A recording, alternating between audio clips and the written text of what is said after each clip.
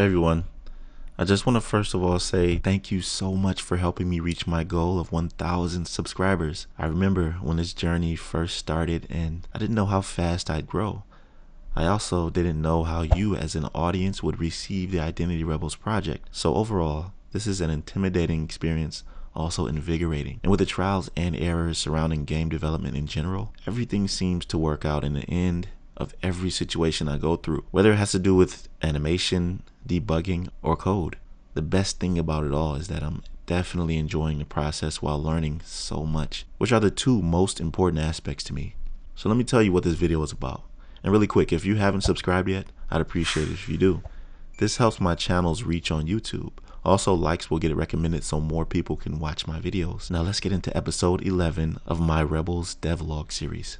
Previously, on episode 10, I discussed the abominant enemy class, one that you encountered throughout certain areas of the map, like this one in No Man's Land where a nuclear cataclysm occurred, which altered the entire environmental ecosystem, the frozen wasteland called the Dead Zone where the polar primate lives, and finally, a reptile residing near the mountains and forest areas periodically. But what I did not mention was how environments with weather conditions tie into this. In Identity Rebels, I've decided to add a dynamic weather system that changes naturally like rain and snow every now and then. This, combined with the day-night cycle, would be epic, so I'm adding that as well. But along with the natural aspect of this, there will be unnatural occurrences, like violent nuclear storms that could hurt you physically because of small, sharp particles flying through the air, coupled with the nuclear fallout polluting the storm.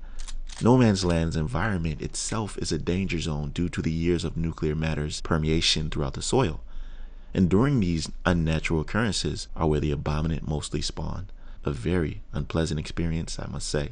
A while ago, Unreal Engine 5 was announced, and shortly after, they made the beta version of it available to us so that we can try it out. That beta version was initially what I started my project in, until someone told me not to because a beta isn't sustainable enough for any game. So I scrapped that project and started fresh in UE4. A couple months ago, they announced that Unreal Engine 5 was finally here and ready to use for development. So I recently converted Identity Rebels to UE5 and it looks so amazing. The interface alone makes everything so fresh and new.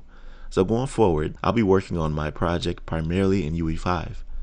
Although many problems arise with the conversion, debugging is always an issue, but once you get through all of that, I believe it's worth it to continue your project in UE5. And that's actually what you're seeing in this video. Remember when I said that it's time for me to start creating my map? Well, here's what I've done so far. With the advent of UE5 came something called World Partition, a very advanced version of world composition from UE4. It's basically a system used to create massive open world maps. And so all of this becomes your canvas. I tried to recreate the concept of the map I sketched to the best of my ability because they're separate biomes that have different environments. So I had to try and make them naturally blend in a way. And when making a map, there's so much that goes into it in order to really feel everything you see in that environment while you're playing it. The atmosphere, weather, and sound needs to be believable. Most importantly, when making open world maps, it can sometimes be a world filled with nothingness and not much to do. I'm actively trying to prevent that. So I'm about to take you on a brief walk through this dead zone environment I made. And I want you to tell me in the comments below how it made you feel.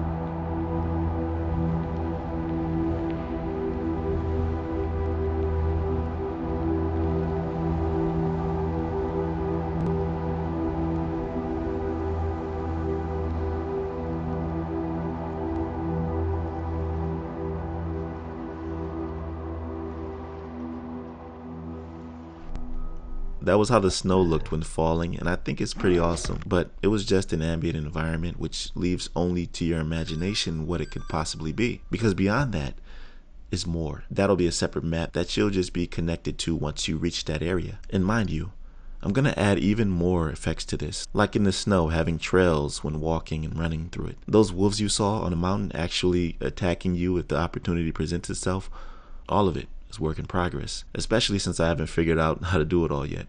But honestly, what I have here is making me feel like I'm actually in this environment. But what about an area that does have enemies, where they'll react to your presence and respond to you not so pleasantly? Let me show you what I'm talking about. The Liberation Lands is an entire open space which is dangerous. Proximity mines spread throughout the closer you get to the wall, and entrances to the underground areas where more dangers lie. So it's not as inviting as it looks. And behind that wall you see is where Regime City is and the Syndicate's base of operations. It's also where Civil War broke out years back when they attempted to take control of everyone once they had full control of the Ultratech armament. For the most part, it's an area that will be like an ambient nature environment on the outside. I haven't decided yet how the weather would be, maybe normal. What do you think? But this area is dangerous. Firstly, there's a regime military base that is located nearby the wasteland, which serves as a secondary regime outpost. And this is what I'm talking about. The military base is populated with regime soldiers. It's a facility directly owned and operated by or for the regime, and shelters Ultratech equipment and personnel, which facilitates training and operations. It always provides accommodations for one or more units, but it may also be used as a command center, training ground, and proving ground. In most cases, this space relies on outside help to operate. However, it is able to endure on its own for long periods of time because they're able to provide food, water, and other necessities for their inhabitants while under siege. The regime are the main protagonist faction who controls the city under the rule of General Conrad.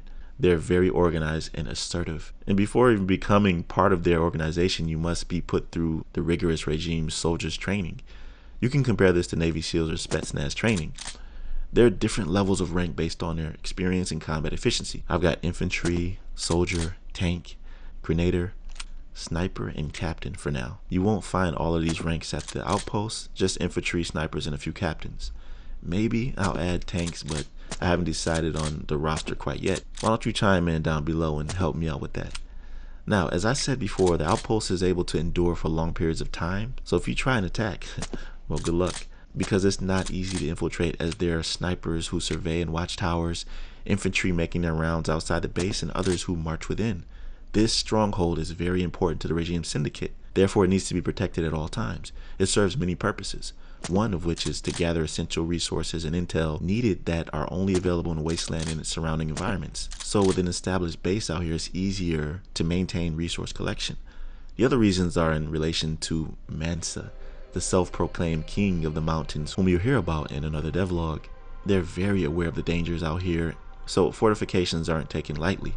And this is one of the activities you're able to participate in the open world if you wish. It's like an outpost that can be taken over and retaken by them, but only after the initial campaign mission has been completed for it. As I said, there are dangers all around here, and another is this abandoned gas station occupied by wastelanders. Remember, all these areas like the regime outpost and this gas station have loot that can be farmed. I'm even in the process of building an abandoned grocery store, not to mention no man's land, which I'm building now. Man, oh man, it is looking beautiful at the moment. I told you before, this part of the game development is so fun to me. It's when the world begins to come alive. At the moment, I'm still polishing movement during combat, sound effects, and enemy behaviors. It's all work in progress. And I don't want to overwhelm you just yet with everything that's in this world, but I love to know what you think of it so far. Do you have any suggestions about what else could be in the open world? I embrace your ideas and will take them into consideration for sure. Tell me down below your thoughts, and don't forget to like the video and subscribe to my channel. Also, what do you think my next devlog should be about? Regime City or No Man's Land? Comment your choice below. I'll see you in the next one, fam. Peace.